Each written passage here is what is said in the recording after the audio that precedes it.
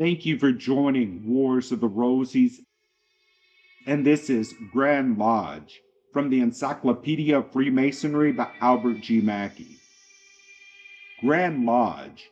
A Grand Lodge is the dogmatic and administrative authority of Ancient Craft Masonry, or the three symbolic degrees.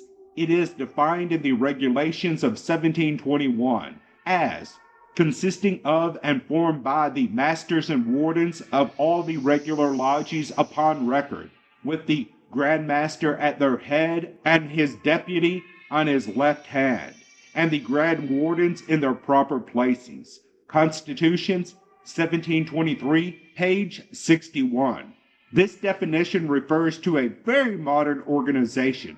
For Grand Lodges thus constituted, we have no written evidence prior to the year 1717, when Freemasonry was revived in England.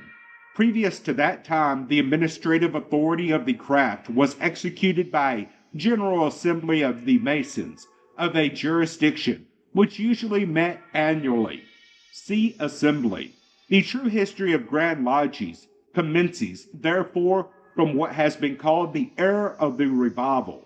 In 1716, 4 old lodges in London determined, if possible, to revive the institution from its depressed state, and accordingly they met in February 1717 at the Apple Tree Tavern, whose name has thus been rendered famous for all time, and after placing the oldest master mason, who was the master of a lodge, in the chair, they constituted themselves into a Grand Lodge, and forthwith received the quarterly communications of the officers of the lodges, called the Grand Lodge.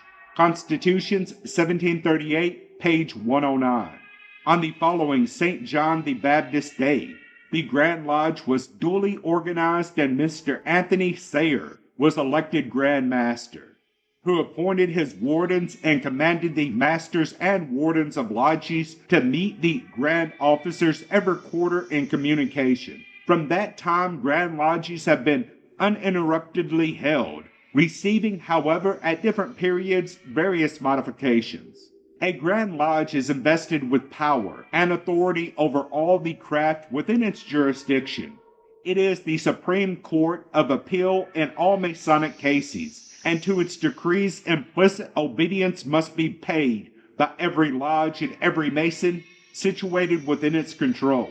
The government of Grand Lodges is, therefore, completely despotic. While a Grand Lodge exists, its edicts must be respected and obeyed without examination by its subordinate lodges. This autocratic power of a Grand Lodge is based upon a principle of expediency, and derived from the fundamental law established at the organization of Grand Lodges in the beginning of the last century. In so large a body as the craft, it is absolutely necessary there should be a supreme controlling body to protect the institution from anarchy, and none could be more conveniently selected than one which, by its representative character, is, or ought to be, composed of the united wisdom, prudence, and experience of all the subordinate lodges under its obedience, so that the voice of the Grand Lodge is nothing else than the voice of the craft expressed by their representatives. Hence the 12th of the General Regulations declare that the Grand Lodge consists of, and is formed by, the masters and wardens of all the particular lodges upon record. Constitution, 1738, page 158. So carefully has the institution been to preserve the dogmatic and autocratic power of the Grand Lodge that all elected masters are required at the time of their installation to make the following declaration. You agree to hold in veneration the original rules and patrons of the Order of Freemasonry and their regular successors, supreme and subordinate, according to their stations, and to submit to the awards and resolutions of your brethren in General Lodge convened. In every case, consistent with the constitutions of the Order, you promise to pay homage to the Grand Master for the time being, and to his officers when duly installed, and strictly to conform to every edict of the Grand Lodge. The organization of new Grand Lodges in America has followed that adopted in essential particles by the four lodges which established the Grand Lodge of England in 1717. When it is desired to organize a Grand Lodge, three or more legally constituted lodges working in any state, territory, or other independent political division, where no Grand Lodge already exists, may meet in convention, adopt bylaws, elect officers, and organize a Grand Lodge. The lodges within its jurisdiction then surrender their warrants of constitution to the Grand Lodges from which they respectively had received them, and accepted others from the newly organized Grand Lodge, which thenceforth exercises all Masonic jurisdiction over the state in which it has been organized. A Grand Lodge, thus organized, consists of the masters and wardens of all the lodges under its jurisdiction, and such past masters as may enroll themselves or be elected as members.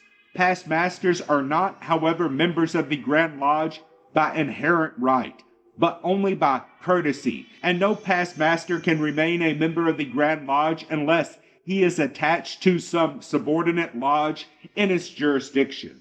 All Grand Lodges are governed by the following officers: Grand Master, Deputy Grand Master, Senior and Junior Grand Wardens, Grand Treasurer, and Grand Secretary.